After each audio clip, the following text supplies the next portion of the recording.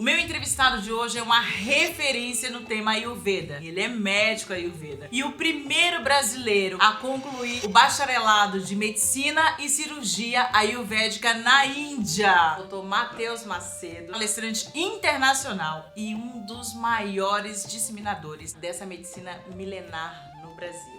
É isso mesmo, eu tô muito feliz que você tá aqui. Cara, que honra que tá aqui nesse estúdio lindo e com pessoas assim que têm interesse em Ayurveda. Agora vocês com Ayurvédica bombando. E aí eu tô Coisa super querendo saber desse tema e muitas das minhas alunas também. O Ayurveda tá aí disponível há milhares de anos para as pessoas. E a gente faz questão no Vida Veda de trazer esse conhecimento para cada vez mais gente. Então assim, o que você quiser saber, vamos que vamos. Arrasou, então você não pode sair daí.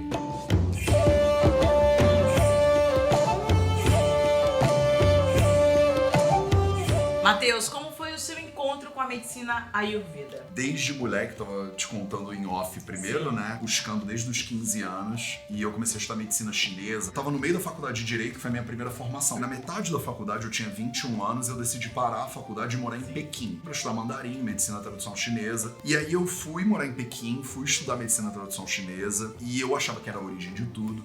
E aí, lendo sobre a mitologia, eles falam, a medicina tradução chinesa veio dos Himalaias, com um monge que chama Bodhidharma. Aí eu fui morar nos monastérios no Tibete, passei um mês e meio no Tibete, e eu tinha aquela referência dos 7 anos do Tibete do Brad Pitt. Já viu esse filme? Dos 7 anos? Óbvio. E eu falei, eu vou lá, vou ver se eu encontro uma galera lá no Tibete.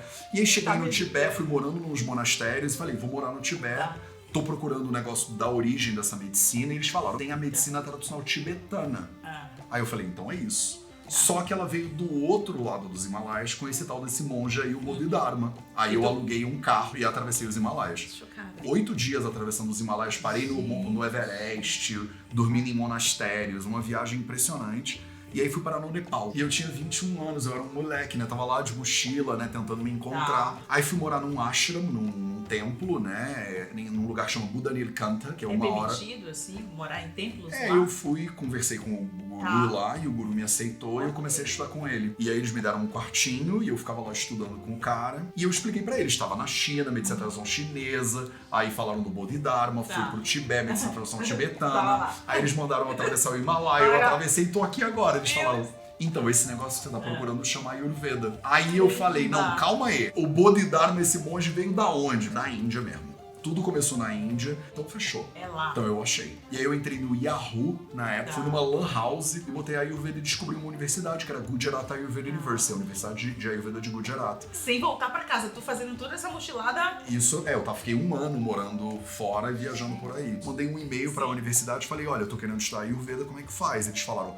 tem um curso que chama BAMS, que é um bacharelado, uma faculdade de medicina, custa milhares de dólares e você tem que morar na Índia esse tempo todo. Voltei pro Brasil, terminei o direito, comecei a trabalhar, nem respondi o e-mail. E aí fiz um detour na minha vida, comecei a trabalhar, morava em Ipanema, no Rio de Janeiro. Tava vivendo uma vida até que eu percebi que eu tava muito infeliz com a vida que eu tinha. E aí, porque pensando lá, todo o trajeto que você fez. Você sabe que eu tinha meio que esquecido lá? Porque eu voltei pro Brasil, eu fiquei tão desconectado que eu tive meio que botar tudo que eu tinha aprendido numa caixinha pra viver a minha vida aqui. Só que eu cheguei num ponto que eu falei, cara, em 2013, eu falei, não é isso que eu queria fazer da vida. Que horas que meu caminho desvirtuou? Aí eu voltei e cheguei naquele ponto. E aí uma das coisas que eu queria era fazer a Ayurveda. Era um dos maiores planos da minha vida, era fazer medicina. Aí eu dei reply e respondi aquele e-mail que eu tinha recebido 8 anos antes. E te atenderam?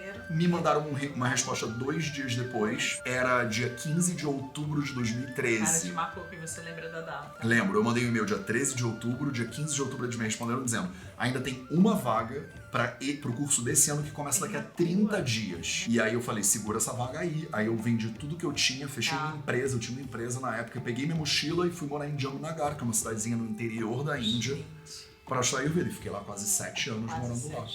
Que demais, eu tô viajando, porque eu sou daquela pessoa, quando a pessoa tá falando, eu tô... Você tá vendo um filme, tô vendo né? Um filme, eu faço um filme na minha cabeça, que tem atores, tem tudo, eu já imaginei cenas no Tibete. As pessoas também, imaginei com certeza. tudo. Vocês viram? Conta aí nos comentários pra gente se você pegou o filme do Tibete. Por que a medicina Ayurveda é considerada a medicina do equilíbrio? Eu acho que ela pode ser mais a medicina do equilibrista do que do equilíbrio. Porque a gente entende que o ser humano está sempre tendendo ao desequilíbrio. A gente entende a fisiologia humana o tempo inteiro, por meio de um conceito que a gente chama de dosha. E os doshas são a fisiologia humana em funcionamento. São como o Ayurveda... Doshas ou doshas? Não, você, né? Essa baiana. Seu sotaque baiano tem que ser doshas. Eu nunca te corrigiria. E você falou que, tipo, eu não tinha sotaque, eu super acreditei nele. Não, mas que você eu não, não tinha tem. sotaque. Até você falar dosha. Aí eu falei, opa, essa é baiana. Essa é de Ilhéus, com certeza. Tá bom, os doshas. É que nem yoga. Vocês lá na Bahia não tem como, porque na tradição a gente fala yoga. Mas aí Tá, quando a mas pessoa eu- fala, eu fui fazer uma aula de yoga. Para Eu que falo, eu... não dá Peraí, pra deixa eu corrigir. ver, eu falo yoga. Eu falei yoga. Ah. Mas doshas, eu falei...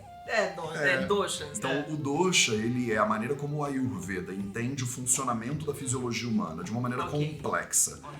Então, a gente olha, por exemplo, você pisca, a pele é quente, Tá. você faz xixi. Isso tudo Sim. acontece por causa do funcionamento do corpo. E o Ayurveda entende isso por meio dos doshas. Ele dá esses nomes, vata, pitta e kapha, para o funcionamento do corpo da Doshas pessoa. é em sânscrito, quer dizer o quê? Doshas é em sânscrito. Dosha, se você olhar num dicionário Tá. em sânscrito, vai estar escrito assim: Dushyanti iti doshaha. Dosha é aquilo que gera desequilíbrio. Então a base do funcionamento do corpo humano é desequilíbrio, não é equilíbrio. Então os doshas, eles estão o tempo inteiro em desequilíbrio. Você come uma comida, você acorda de manhã, você tem uma briga, a gente faz um negócio, tá sol, tá escuro, os doshas eles estão mexendo, eles estão oscilando o tempo inteiro. Aí entra o tal do vata, pitta e Kapha. kapha. Eles pronunciam kapha em alguns Kapha, lugares na Índia, ok. mas no sânscrito é kapha. Ok. Com o P que sai um pouquinho de ar mais. Ok. E aí a gente usa esses três paradigmas para entender o funcionamento do corpo inteiro. Deixa eu te dar um exemplo. Se você faz xixi, menstrua ou vai ao banheiro defecar, por exemplo, tudo isso a gente chama de apanavayu, é um tipo de vata. Se você olhar pela medicina moderna, por exemplo, se você tem algum problema para ir ao banheiro, você fala com um gastroenterologista. Tá. Se você tem algum problema menstrual, você fala com um ginecologista. Ginecologista. Se você tem um problema urinário, você fala com um nefro, você Ok. fala com... Enfim. Então são três especialidades. Pro Ayurveda é uma coisa só.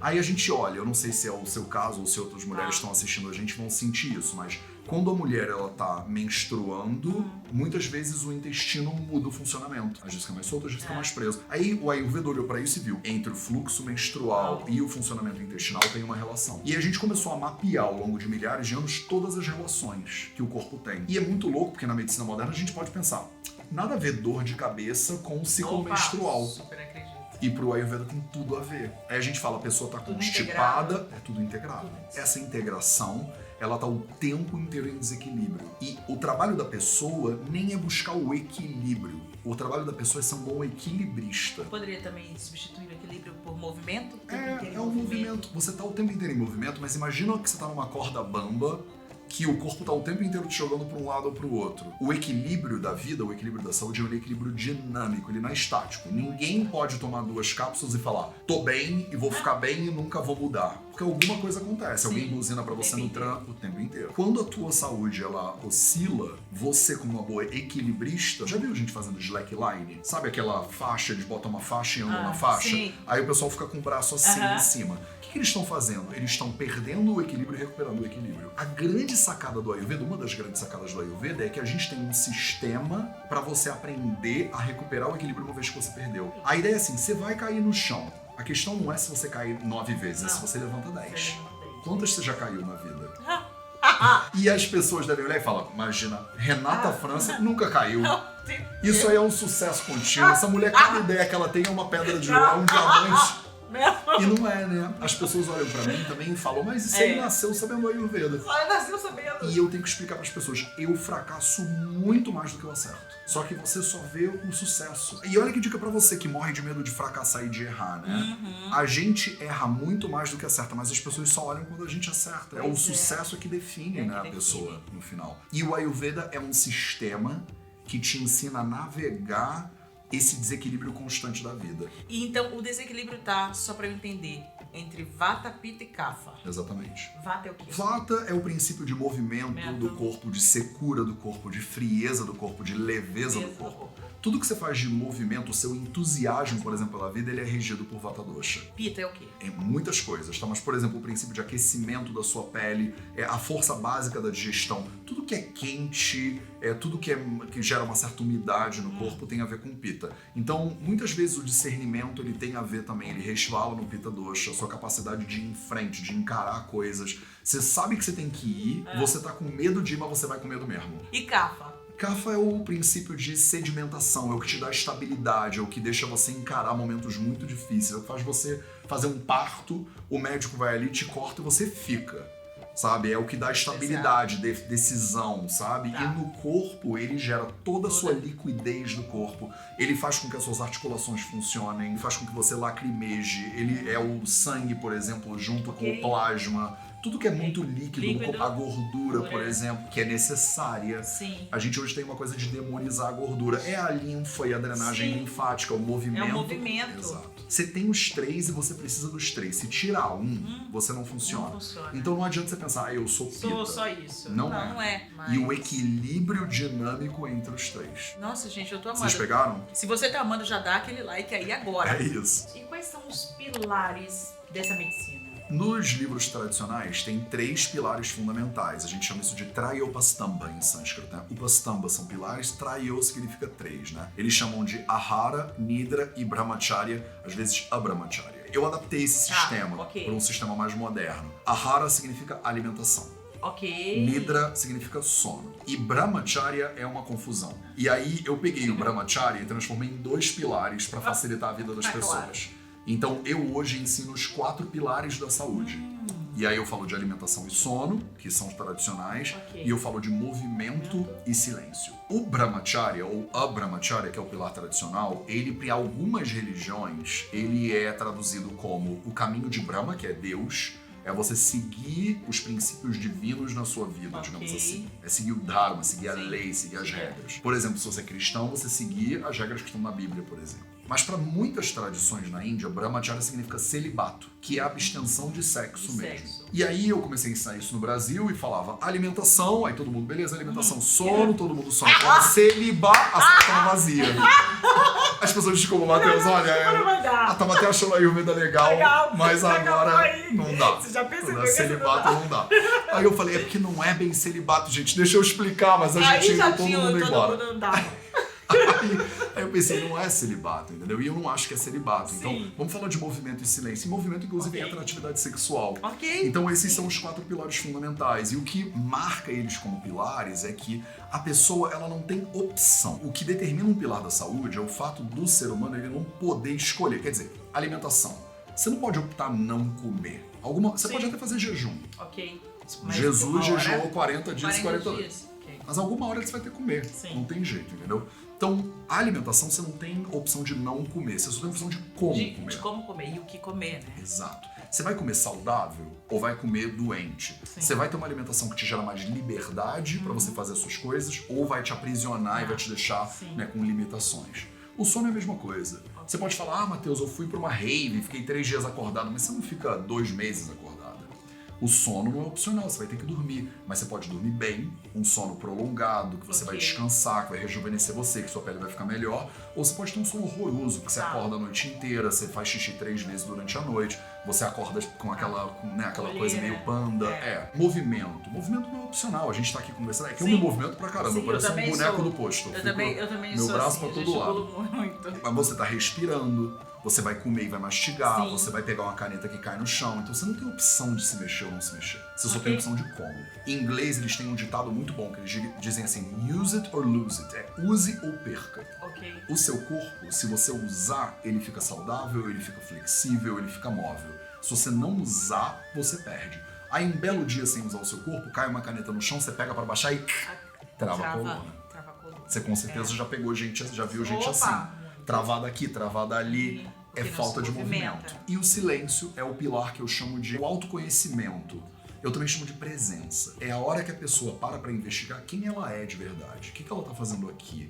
É o que a gente estava conversando antes sobre, né, quem é você e quem não é você. Que é uma confusão muito comum entre quem você é e quem você não é. E a gente se mistura com as pessoas, com a namorada, com o namorado, com o marido, com o emprego, com a carteira e sofre. Então, o pilar do silêncio, ele é um pilar que tenta trazer a pessoa de volta para a natureza dela. E não é para ela descobrir a natureza dela, é para ela relembrar. Porque eu acredito que todo mundo sabe. Tem muita gente, você falou disso também, né? É que começa a assistir os conteúdos, por exemplo, do Sim. Vida Verde e dizem, cara, Matheus, eu comecei a assistir, eu não parei. Parecia que você tava falando um negócio que eu já sabia. Dá uma sensação de reconhecimento. Sim. Não é que é uma novidade. Tem coisas técnicas dos Sim. doshas e tal que são novidades. Mas o grosso do assunto, a pessoa fala, cara, eu já sabia, mas parece que eu esqueci, parece que eu não tava pensando nisso, parece que a vida me atropelou, é boleto, trabalho, filhos. Mas você sabe que é uma pauta que eu quase não vejo as pessoas falarem sobre o sono. Qual é o tempo ideal para um sono recuperador, regenerador ou um bom sono? Ou isso varia de pessoa para pessoa? Maravilhoso. Quantas horas você acha que você precisa dormir? Porque todo mundo tem uma sensação. Ah, eu acho que eu preciso mais 7, eu acho que eu preciso mais 8. Aumenta meia hora nisso aí e vê.